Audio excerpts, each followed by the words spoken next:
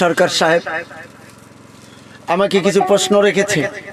এখন কোথায় যাই, কিভাবে মেয়ে জন্ম হয়েছে, কোন দিন মেয়ে জন্ম হয়েছে, কোন দিন মায়ের গর্ভে চলে গেল, এই খবরটা তো বাপের কাছেই ভালো মতো রইল নাকি কন? হ্যাঁ কথা কন না কে? এই লালসান ভাই আমাকে প্রশ্ন করে, বাপ ভয়া মেয়েকে প্রশ্ন। আল্লাহ রাসূল তার বকরি চরানোর চাকরি নিল, বকরি চড়াইতে ছিল, অনেকগুলো মাঝে জামা খাদিজা দেখলো। মা খাদিজা যখন দেখলো, দেখার পরে মা খাদিজা আল্লাহ নবীর আশেকে পাগল হইয়া গেল।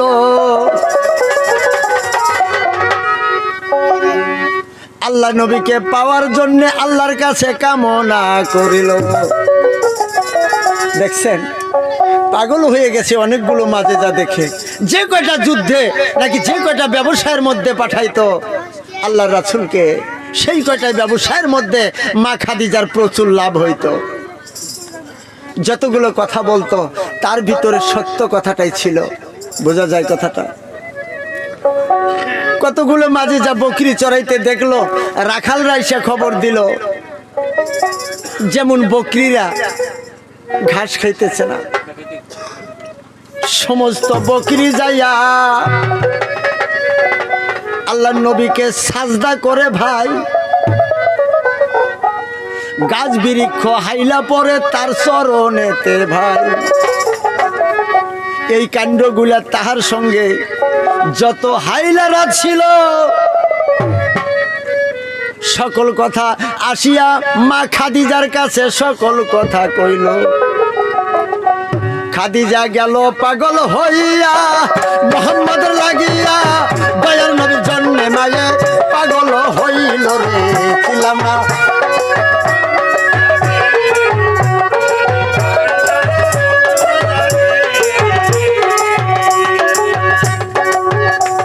পাগল হয়ে গেল।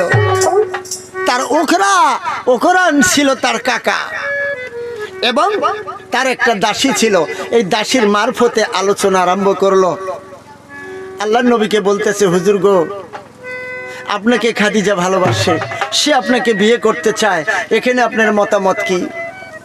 বলতেছে, তুমি খাদিজারে দেও না রে কইয়া, যে আর সাথে আমার সঙ্গে বসতে চায় রে বিয়া, সেই বস্তুই আমার মধ্যে কিছুই বটে নাই। কেমন কইরা পুরুষ হইয়া নারীর মনটা রে যোগায়? বোঝা যায় কথাটা। নারী জাতি অর্থাৎ মাতৃজাতিরা যেটা ভালোবাসে সেই বস্তু আমার মধ্যে নাই। তুমি যাও। খাদিজা বলতেছে, তুমি যাও, আমি কিচ্ছু চাই না পৃথিবীর বুকে, তার পদধূলি গায়ে মাখতে চাই। হাসরের মাঠে আমি বলবো আল্লাহ রে, হাসরের মাঠে আমি বলবো আল্লাহ রে, দয়ার নবীর গো মাটি গায়ে মাখিব রে।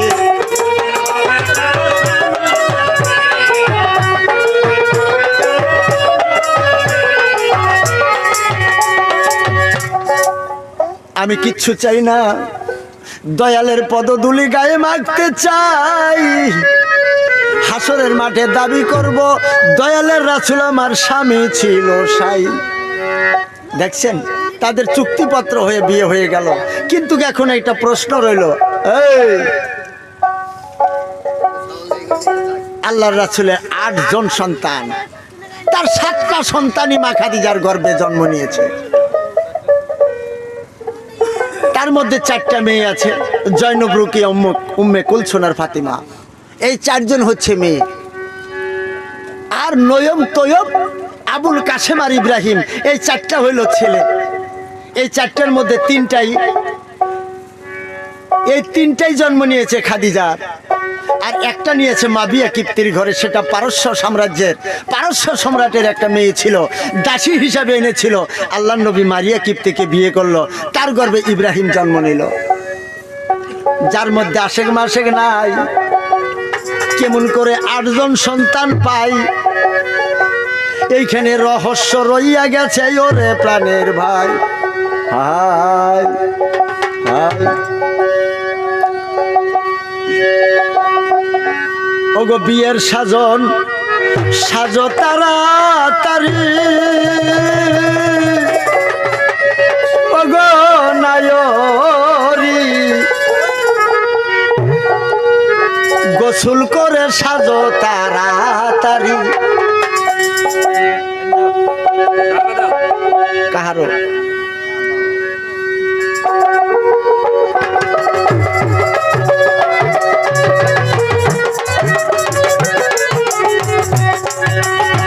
বিয়ের সাজন সাজো তাড়াতাড়ি ওগো নায়রি বিয়ের সাজন সাজো তাড়াতাড়ি। হেই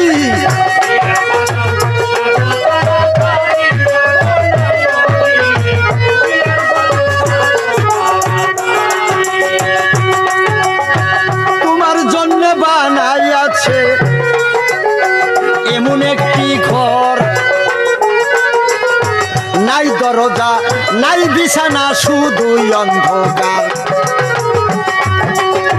তোমার জন্য বানাইয়াছে এমন একটি ঘর, নাই দরজা নাই বিছানা হাইরে অন্ধকার। সেই ঘরেতেই থাকবে রে তুমি, সেই ঘরেতেই থাকবে গো তুমি আপন মানুষ সারি আগো নাইরি গোসল করে সাজো।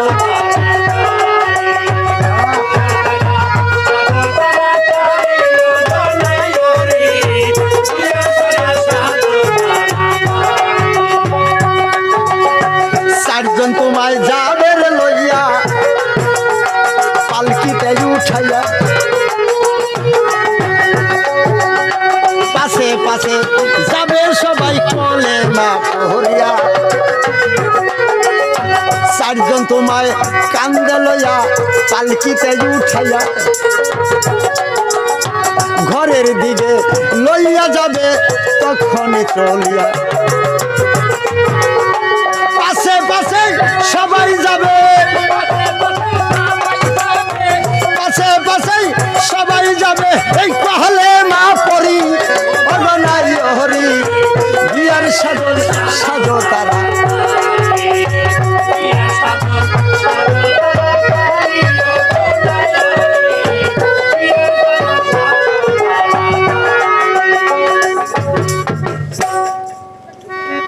ফাতেমা যেদিন মায়ের গর্ভে যাবে সেদিন মা খাদিজাকে নিয়ে আমার দিনের ওই আম্বিয়া বাসর ঘরে দুইজন গেছে গেছে রে শুইয়া। একদিন রাত 12টায় খাদিজা চেতন গেছে পাইয়া, দয়ালের মুখের দিকে চায়া দেখা তিনি গেছে শান্তি পাইয়া। দয়ালের মুখের দিকে লক্ষ্য করতেছে যে এমন সুন্দর তাকে দেখা যাইতেছে, এমন নূর চমকিতেছে। গেল পাগল হইয়া যার যার হইয়া কিছু কিছু কানতেছে স্বামীর মুখের দিকে তাকাইয়া। হায় আল্লাহ, তুমি এক অপরূপ চেহারা দিয়েছো, আল্লাহ তুমি এত সুন্দর যাকে চেহারা দিয়েছো, এই প্রশংসা করতেছে। এই করতে করতে আল্লাহর নবী চেতন হয়ে গেল। মনে মনে কি ভাবতেছ, মনে মনে কি ভাবো আমি বলতে পারি অগনাই হরি গোসল করো।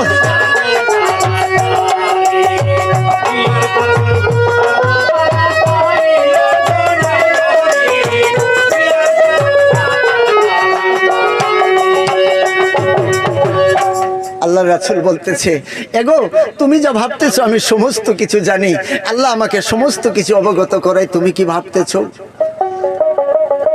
এই কথা বলে দয়ালের নবী উঠিয়া বসছিল। খাদিজার মুখের দিকে তাকাইয়া তারা আশেকের ভাব হলো, বুকেতে ঝরাইয়া ধরে তার মুখে চুমো দিল।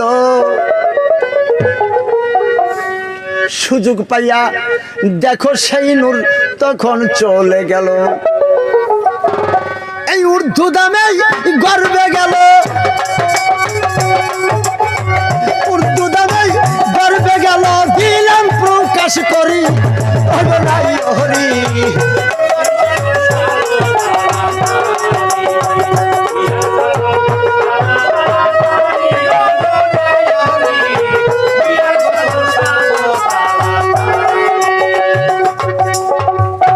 মা ফাতেমা খাতুনে জান্নাত সে গর্বের মধ্যে চলে গেল।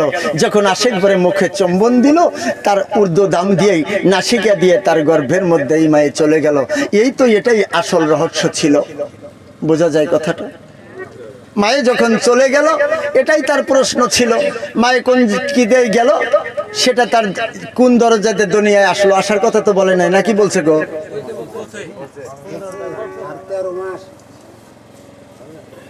আর এক কথা প্রশ্ন করে ফালানির জামাই 13 মাস গর্ভে ছিল, পাইল কোন জায়গায়? বারে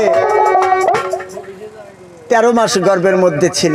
অনেক সন্তানের কথা শুনলাম 9 মাস 10 দিন বেশি, আর 10 মাস 10 দিন যদি হয়ে যায়, সেটা বিজ্ঞানে বলে এটা অতিরঞ্জিত হয়ে গেছে, তাহলে ওই মেয়েটার খুব অসুবিধা হয়ে যায়। সন্তানটা বেশি যদি বড় হয়, তাহলে কি সহজে প্রসব হয়? বোঝা যায় কথাটা? যাই হোক, এ বলছে যে 13 মাস 3 দিন ছিল। যাই গিয়া বুড়া মানুষের কথাটাই রয়ে গেল। তারপরে তো দুনিয়ায় আসলো, নাকি কোন কথাটা? কোন দরজায় হইছে তৈয়ার, ওরে বন্ধুগণ, যে দরজায় আমরা দেখলাম ভূমিষ্ঠ হইজন, যে দরজায় আমরা আসি, সেই দরজায় আসে এইখানেতে দেখো গভীর তত্ত্বরে রইয়া গেছে। দুইটা তত্ত্ব আছে। একটা আছে এমন একটা দরজা ছিল নাবিমূলের এই অল্প কিছু নিচে, তাকে নুরি দরজা বলা হয়, কেউ কেউ নুরি জালাল দরজা বলা হয়। সেই দরজা দিয়া একটা ভেদ করে সে দুনিয়ায় আসে। যদি যে রাস্তা দিয়ে যায় না, সেই রাস্তা দিয়ে আসতে পারে না। বোঝা যায় কথাটা? আল্লাহর অপুদ্র কুদরত, আল্লাহর অসীম কুদরত, আল্লাহ কি না পারে, সে ওই দরজা দিয়ে বের হয়। পেটটা ফেটে সেইখান দিয়ে মায়ে বের হয়ে যায়। যেরকম আল্লাহ নবী পৃথিবীতে এসেছিল, ঠিক তদ্রূপ মা ফাতেমার দশাটাও হলো। আশা করি জবাব হলো, আশা করি জবাব হলো, ও মন ব্যাপারি অগনাই হরি।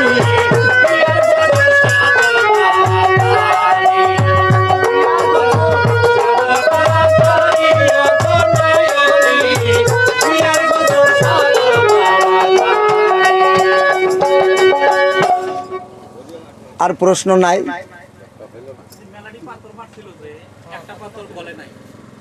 এটা ছিল আগের নূরতত্ত্বের একটা প্রশ্ন করছিল। নূরতত্ত্বের মধ্যে কথা বলেছিল যে সমস্ত নূরের থেকেই ভালো ভালো জিনিস জন্ম নিল, আর সেইখান থেকে এক পাথরের জন্ম নিল। একটা কথা শুনেন, আমাদের চারটা কুরসি আছে। একটা হচ্ছে আব্দে মান্নাফ, তারপরে হইল আবুল হাসেম, তারপরে হইল আব্দুল মোতালেব, আর তারপরে হইল আব্দুল্লাহ। এই 4টা কুরসি। এগুলো কি আল্লাহর সৃষ্টি না? এক মায়ের গর্ভে জন্ম নিল, 2 জন সন্তান গেল হইয়া, 2 সন্তান জন্ম নিল যমক বাহির হইয়া। যমক সন্তান চিনেন আপনারা? আব্দুল মন্নাফ, যেটা 4 কুরসির মধ্যে সবচেয়ে আল্লাহ নবীর বংশ।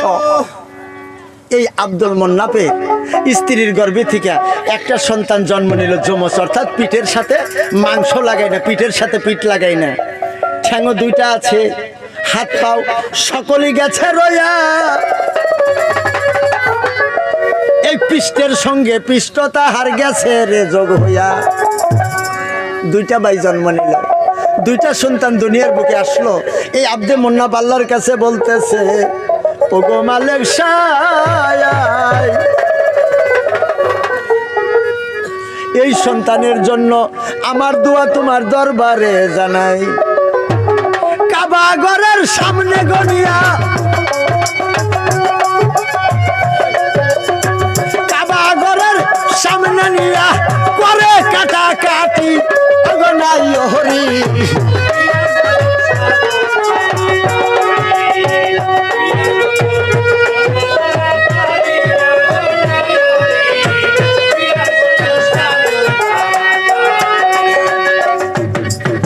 এই পিঠের চামড়াটা কাইটা নিয়ে আসলো, দুইটা ছেলে বাঘ হয়ে গেল। একজনের নাম হইল হাশেম আর একজনের নাম হইল মাবিয়া।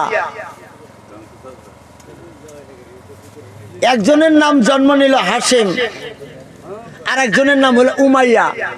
এই হাশেমের বংশে জন্ম নিল আল্লাহর রাসূল অর্থাৎ আব্দুল্লাহ। আর এই যে বংশটা, কি বংশের কথা বললাম, একটা হলো হাশেমি বংশ আর উমাইয়া বংশ। এই উমাইয়া বংশে জন্ম নিল মাবিয়া অর্থাৎ এজিদের বেটা, বোঝা যায় এজিদের বাপ। উমাইয়া বংশে জন্ম নিল এজিদের বাবা। একই বাবার গর্ভে থেকে সন্তান হইল। চিন্তা করছেন কথাটা, দুইটা সন্তানের মধ্যে একজন এজিদ জন্ম নিল আর একখানে জন্ম নিল হযরত মুহাম্মদ সাল্লাল্লাহু আলাইহি ওয়াসাল্লাম। আল্লাহর নীলা দেখেন প্রাণের ভাই, এই উমাইয়া বংশে থেকে আবু সুফিয়ান, আবু লাহাব, আবু জেহেল হইয়া যায়। এদের ভিতরে যদিও এরা মুসলমান ছিল, নবীর উপরে ঈমান আনলো না, কত রকম বুঝাইলো তারা, একটু গলল না। কথা বোঝা যায়? এক বংশে থেকেই জন্ম নিল। অনেকেই আল্লাহ নবীর উপর ঈমান আনলো, তাকে আল্লাহর রাসূল হিসাবে মানলো, আল্লাহর দোস্ত হিসাবে মানলো, নবী হিসাবে মানলো। কিন্তু কি এই ভাইয়েরা আবু লাহাব, আবু জেহেল, আবু সুফিয়ান, এই ইয়াজিদের বংশ যারা ছিল, তারা সবাই আল্লাহর রাসূলকে অস্বীকার করলো। তারা বলছে কি গো, মুসলমান ছিল তবু আল্লাহ নবীর উপর ঈমান আনলো না। এরা গলেও না আর পৃথিবীতে কোনোদিন গলবেও না। এরকম আবু জেহেল বহুত আছে। এইরকম আবু জেহেল দেখো নজর করি, অগনাই হরি।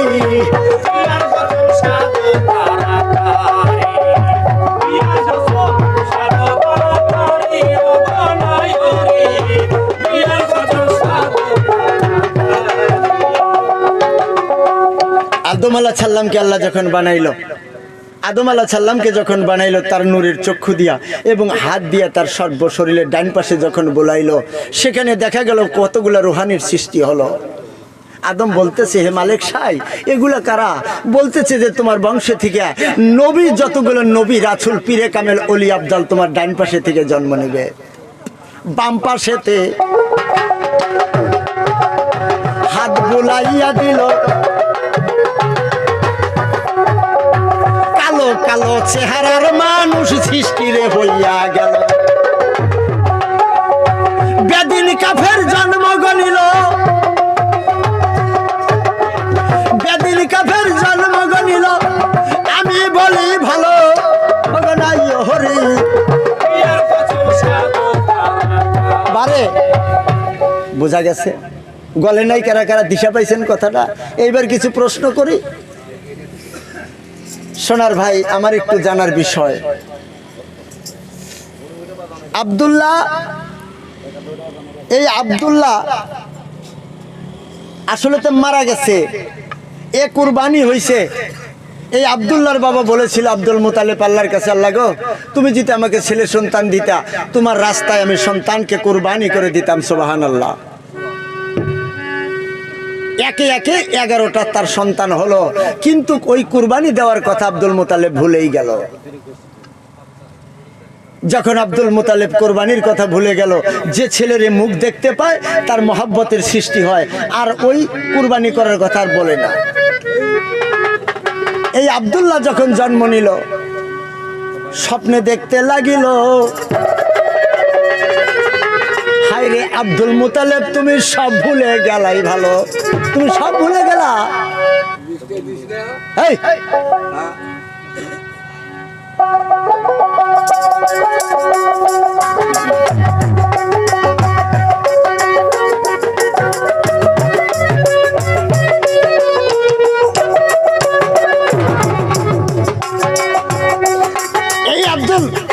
আব্দুল্লাহ যখন জন্ম নিল, আব্দুল্লাহর চেহারা দেখে বাপ মা এত শান্তি পাইলো তার সীমা নাই।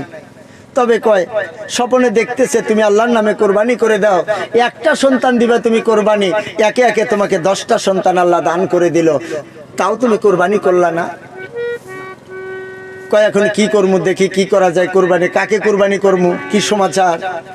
তো লটারি লেখলো, নাম লেখলো, যতবারই লটারি করে ততবারই আব্দুল্লাহর নাম ওঠে। আমার জানার বিষয় কইও,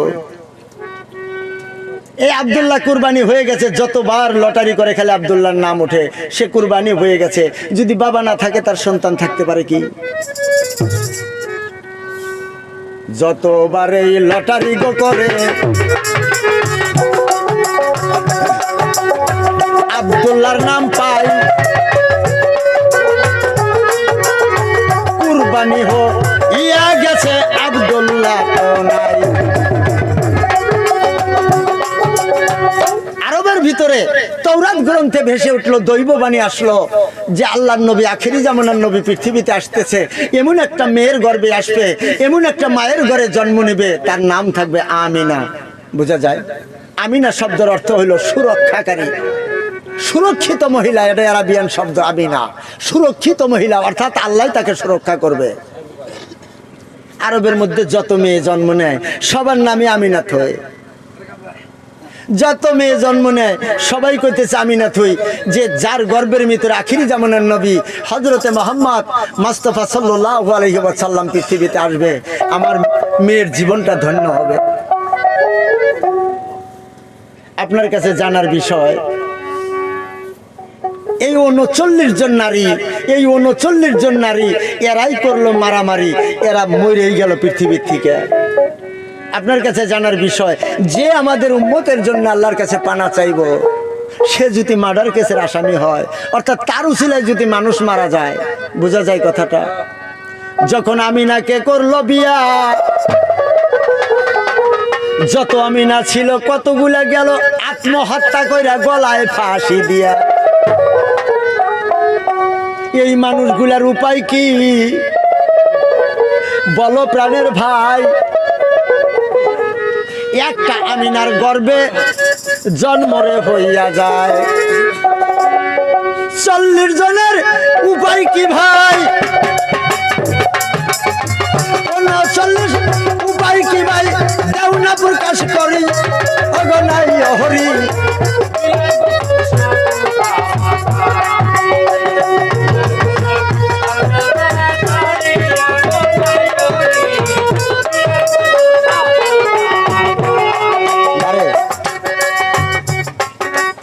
আমিনার বয়স 7 বছর, দলিলের কথা কইতেছি, কোন জায়গায় বলেছে 9 বছর। আমার জানার বিষয়, যার হায়েস নাই, নেফাস নাই, যার হায়েস নেফাস নাই, তার গর্ভের মধ্যে কি কোনো ছেলে সন্তান হয় গো? 9 বছরে হায়েস নেফাস নাই, দলিলেতে পাই।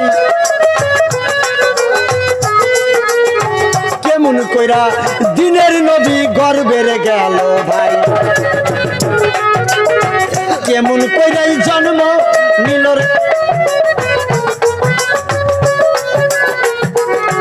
বোঝা যায় কথাটা? এতটুকু ছোট মেয়ে, হায়েস নেফাস নাই, আল্লাহর রাসূল কোন রাস্তা দিয়ে গর্ভে গেল এবং পৃথিবীর বুকে কোন রাস্তা দিয়ে আসলো, আর কয় মাস বা গর্ভেই ছিল, আর গর্ভে কোন আকারে ছিল, এই পর্যন্ত ক্ষান্ত করে, এই পর্যন্ত ক্ষান্ত করে যাব আসর সারি।